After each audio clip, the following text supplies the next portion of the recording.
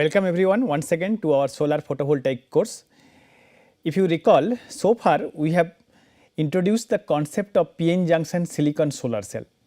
We have learnt how a silicon solar cell works or what is the fundamental concept behind the working principle of a solar cell.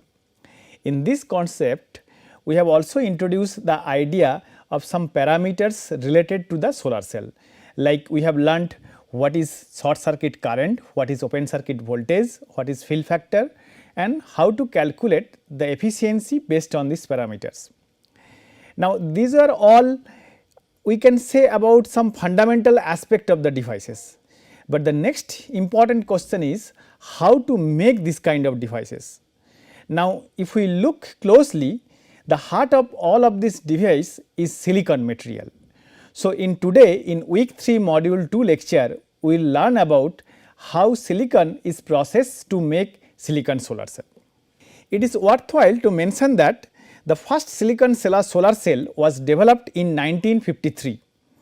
These solar cells were used in spacecraft, which is like very standard technology of solar photovoltaics.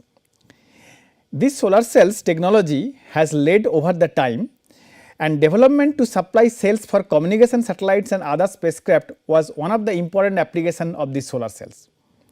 In 1973, solar cells are applied in renewable energy resources with some changes in standard technology.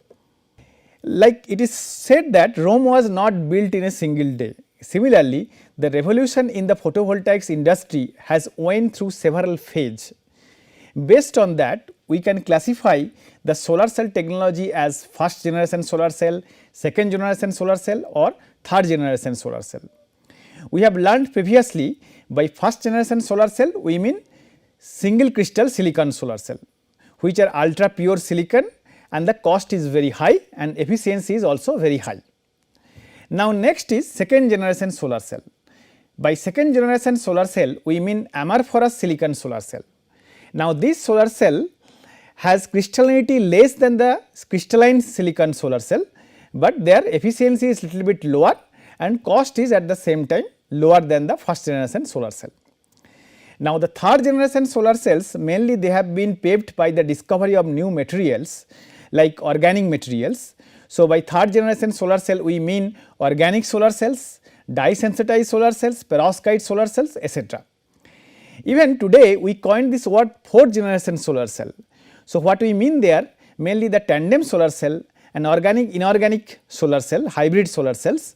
So, singlet fission solar cells, these are different examples of the fourth generation solar cells. Now, if we look at this chart, the efficiency versus area of the cost in dollar per meter square, we see that as we go from the first generation to second generation to third generation, what important parameters is changing here? The efficiency as well as the cost. If you look the first generation solar cell, which is shown by this green color circular shadow here, this region, the cost of this solar cell is $3.5 per watt, where the efficiency is almost as high as 20%.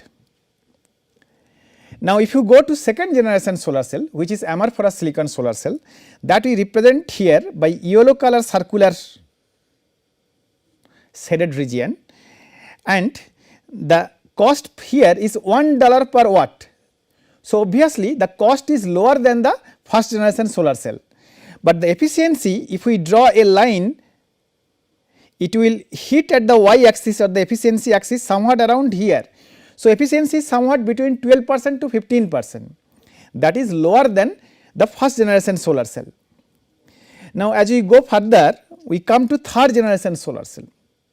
You can see that we have drawn a very larger area which is like pinkish red in the third generation solar cells, and it covers a large value of efficiency started from its bottom almost around like 15 to 18% to all the way up to 60% efficiency, and at the same time the cost is varied, where it has an area which has cost 0.50 or 50 cent per watt to 20 cent per watt to even lower as 10 cent per watt. So, as we go to third generation solar cell, efficiency and the cost both get changed. The cost per production of watt is get reduced significantly in comparison to the first generation and second generation solar cell. At the same time, efficiency increased from moderately 15% to as high as 60%. Now, all these changes in the efficiency of the solar cell was paved by the discovery of the materials. As you all know that we are living in an age of materials, and the discovery of the new materials always has led to the new technology. In this chart on the right hand side, we are showing the different generations of the solar cells and how the different materials has led to the discovery of these new generations of solar cell. For example, if you look the 1G, that is the first generation solar cell, that is mainly made of the bulk silicon.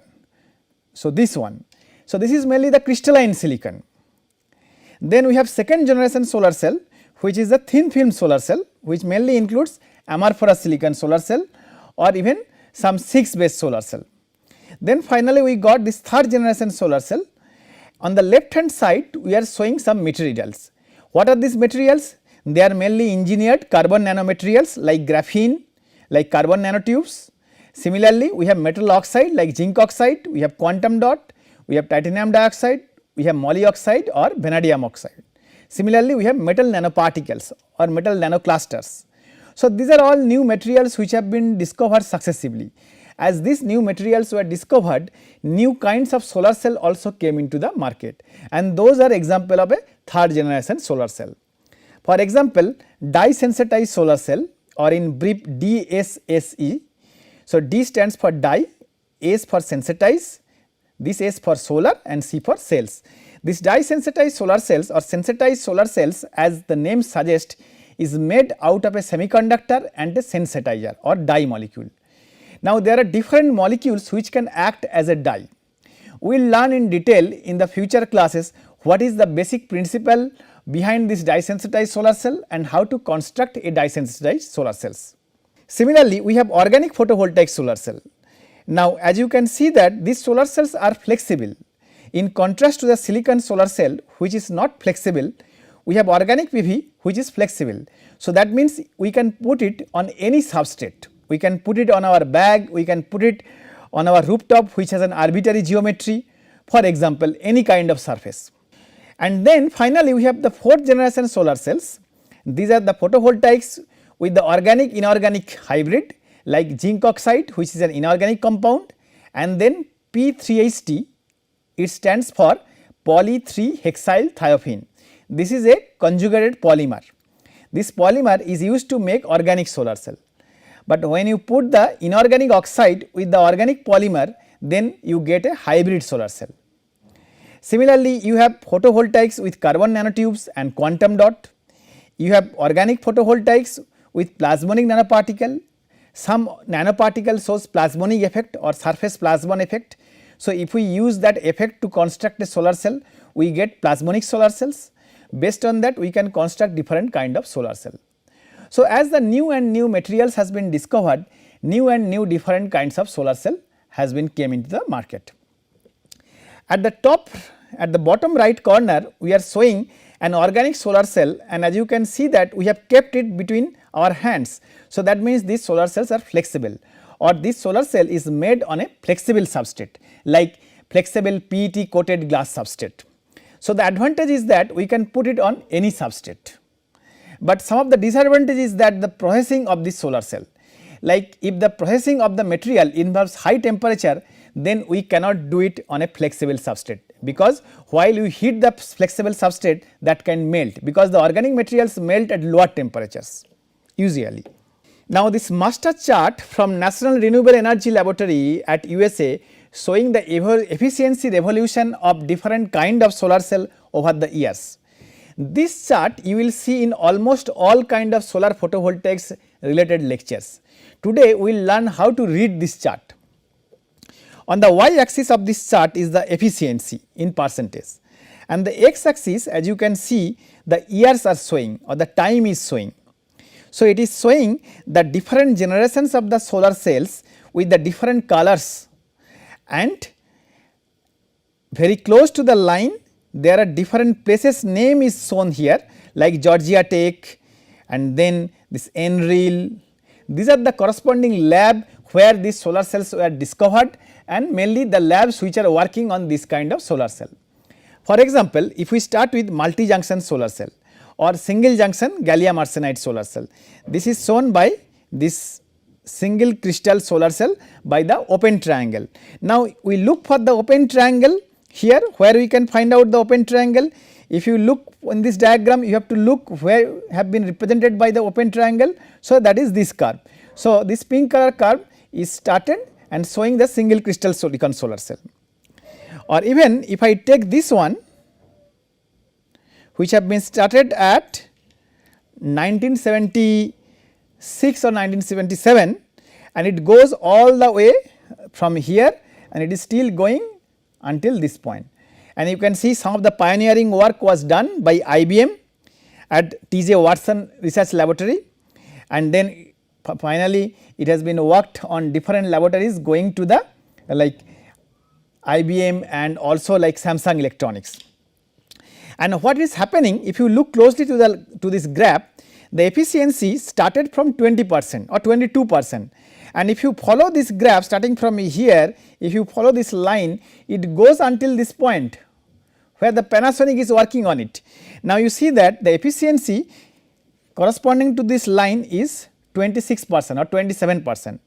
Now, starting from 1977 to all the way until 2014, the efficiency has changed from 26% to 28%. So, this kind of growth is not very fast rate of growth. So, already the efficiency already started with a very high number, but the growth is almost saturated. However, you look for some of the young technologies, for example, dye sensitized solar cells or thin film solar cells or perovskite solar cells, the growth is very high. One this kind of technology which growth is very high is perovskite solar cell.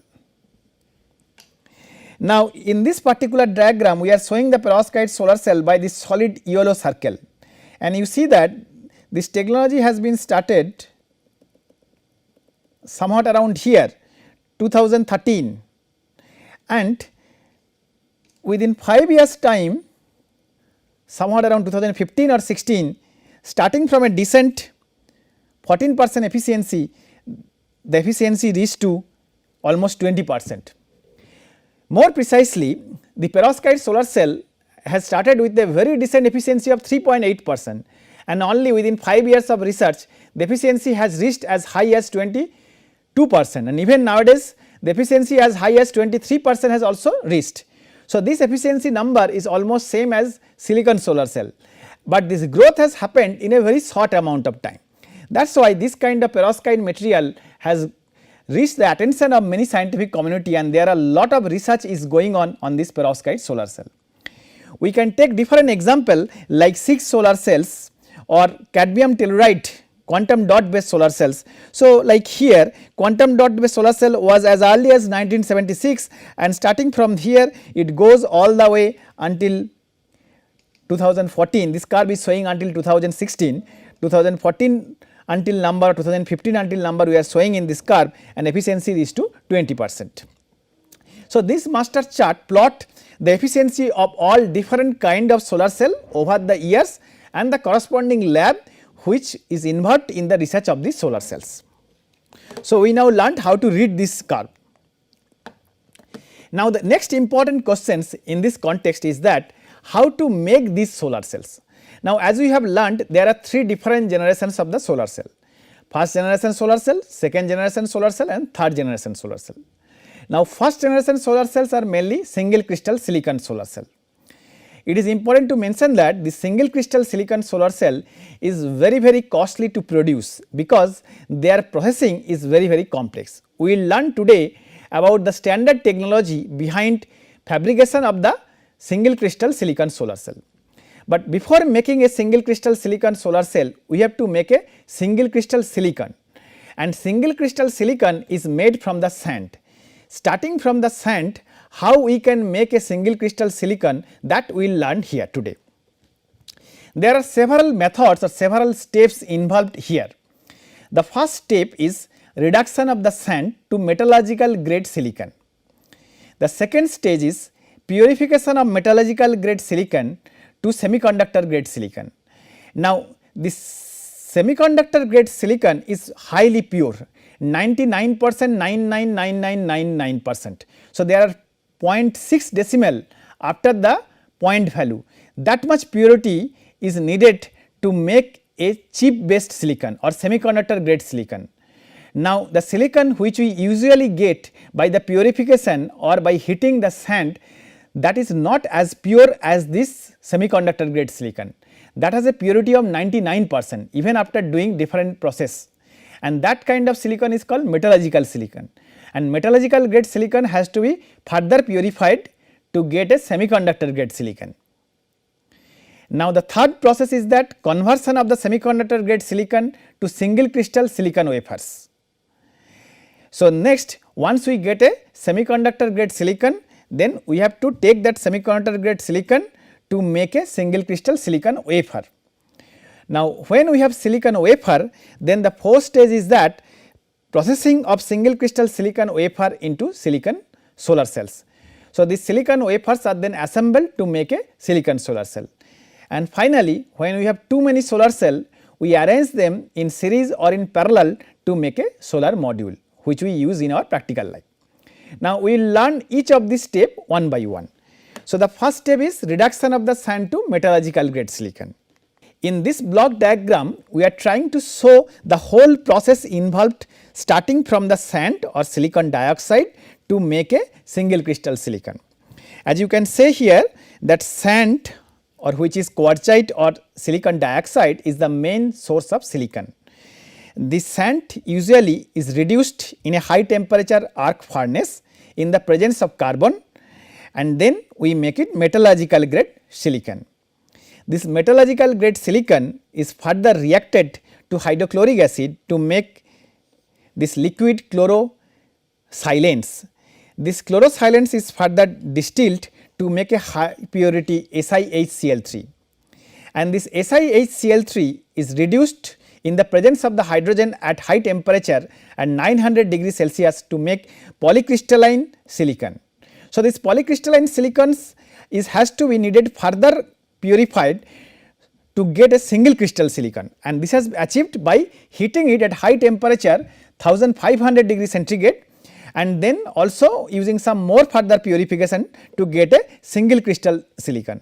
Now, if you get a single crystal silicon in a cylindrical shape, then we can cut it by a diamond sawing and get a silicon wafer like this. So, if you have a cylindrical shape like this, and we know that this is made of this lot of this wafer kind of things. You can take an example of a cucumber. So, if you take a cucumber, so a cucumber is a single crystal silicon. Now, if I cut it with a knife, I will get a single piece of cucumber. So, that single piece of cucumber is a single piece of silicon wafer. Now, the single piece of silicon wafer, that needs to be polished because their surface is very rough.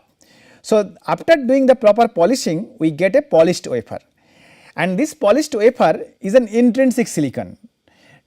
To make it useful for fabrication of a solar cell, we need to dope it.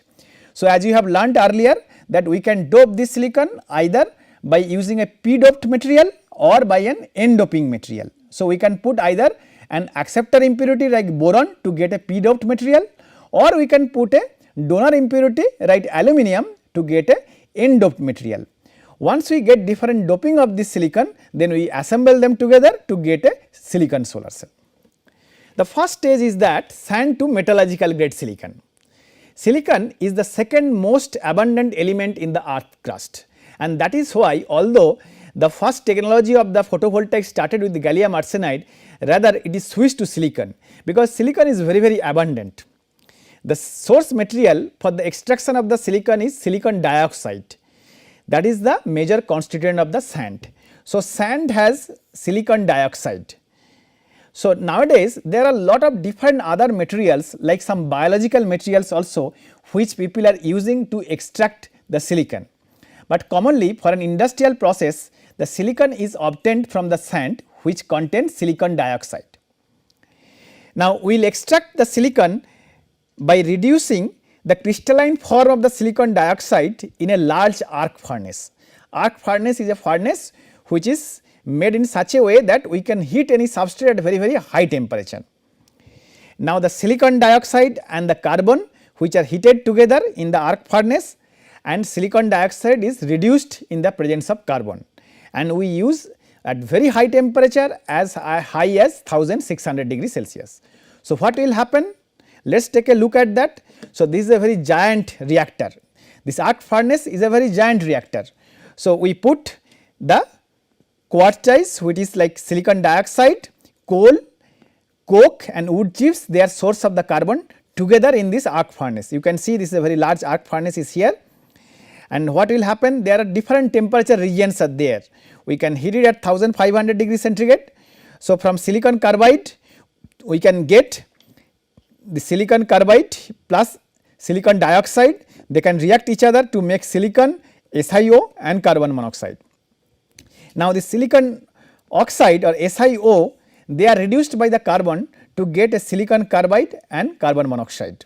Similarly, this SiO2, silicon dioxide, they are reduced by the carbon to get SiO and carbon monoxide, and you see that this silicon monoxide, they further get reduced by the carbon to silicon carbide. So, this reaction goes on, and then the silicon oxide can also react with carbon monoxide, because in this process when carbon burns you get not only the carbon monoxide, but you also get carbon dioxide, right. So, if you take carbon monoxide, then silicon oxide will react with carbon monoxide to get a silicon dioxide and carbon. Now, what happened? This silicon dioxide is get reduced by the carbon, and we get a liquid silicon, and that liquid silicon get discharged through here.